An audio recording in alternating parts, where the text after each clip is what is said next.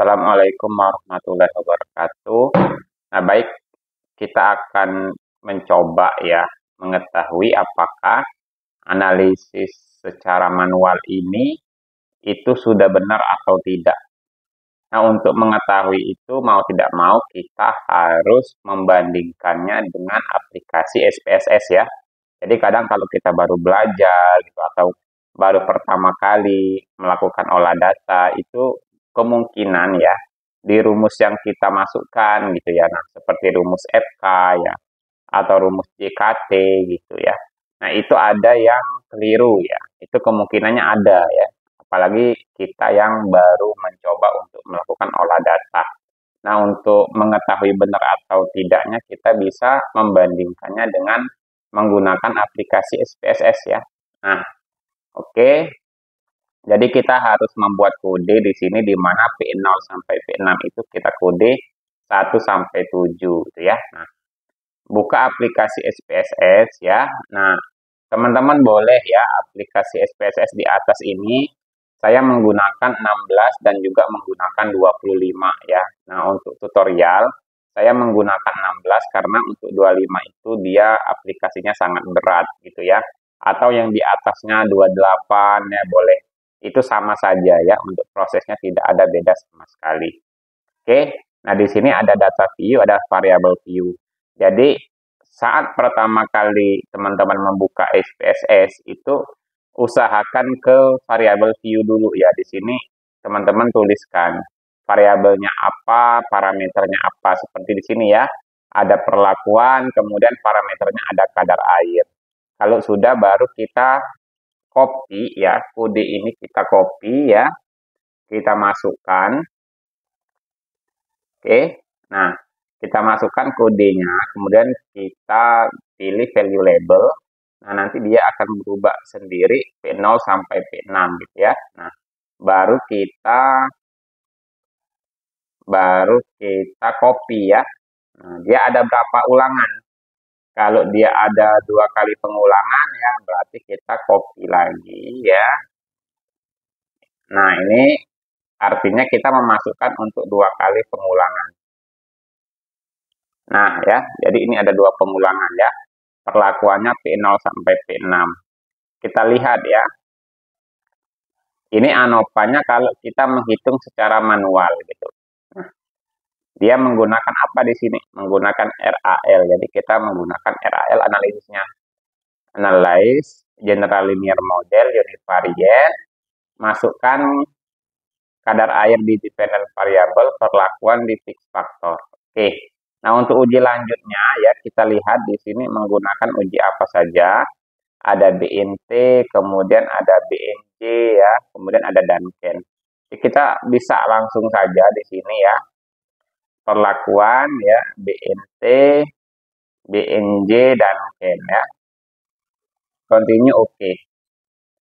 Nah, kita lihat dulu ya untuk mengetahui perhitungan kita benar atau enggak, kita lihat dari F hitung perlakuan. Nah, di sini didapatkan 25,22 ya. Benar nggak di sini 25,22? Nah, di sini 24,77. Kenapa ini bisa beda gitu ya? Nah, ternyata bisa beda karena ya yang di sini kita menggunakan 2 angka di belakang koma, sedangkan kalau kita lihat di Excel-nya itu dia sampai berapa angka di belakang koma. Jadi ya biar sama kita bikin semua 2 angka di belakang koma ya. Jadi kita ketik ulang ya di sini. Nah, jadi kalau teman-teman ada beda antara bedanya tipis tapi ya antara hitung manual dengan SPSS berarti kemungkinan karena angka di belakang komanya ya. Nah, kalau angka di belakang komanya sudah sama dan hasilnya masih beda, nah maka kemungkinan ada kesalahan dalam perhitungan ya. Oke.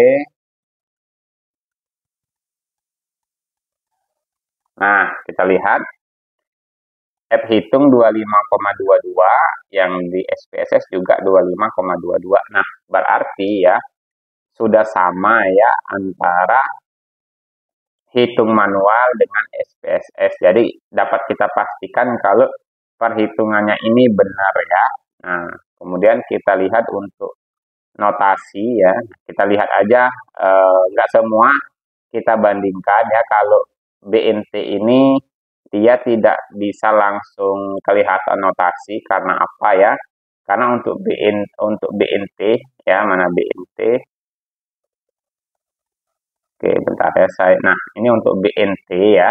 Untuk BNT itu kita harus memberi notasi lagi gitu ya dari signifikansi yang dihasilkan. Sedangkan kalau misalnya kita BNJ sama Duncan itu dia langsung terpisah gini ya, langsung terpisah. Nah, kalau untuk di sini ya kita bandingkan dengan BNJ gitu ya. Nah, nih P0, P4, P1 ini notasinya A ya. Kemudian P5 sampai P6 ini B. Jadi benar ya ini ya, nggak ada masalah ya. Untuk tukinya sama. Kemudian untuk Duncan ya. Nah, untuk Duncan kita lihat untuk Duncan P0-nya A, ini benar ya, P0-nya A, kemudian P4 P1 B, kemudian P5 sampai P6-nya dia C gitu ya. Nah, ini jadi setelah kita bandingkan ya antara hitungan Excel dengan SPSS, benar ya hitungan manual kita. Jadi kalau teman-teman ragu ya, benar nggak sih olah data saya ini secara hitung manual dengan SPSS gitu ya. Ragu nih gitu ya. Nah, teman-teman bandingkan aja hasil keduanya gitu ya. Kalau misalnya ada perbedaan ya, kemungkin juga hasil SPSS-nya yang keliru. Kenapa bisa SPSS keliru? Ya bisa jadi kita pada saat pengkodean itu juga ada kekeliruan. Pada saat input data juga ada kekeliruan. Jadi memang kalau yang benar itu ya, hitung manual kita dengan SPS itu dia hasilnya sama gitu ya. Oke, mungkin itu untuk video kali ini. Terima kasih.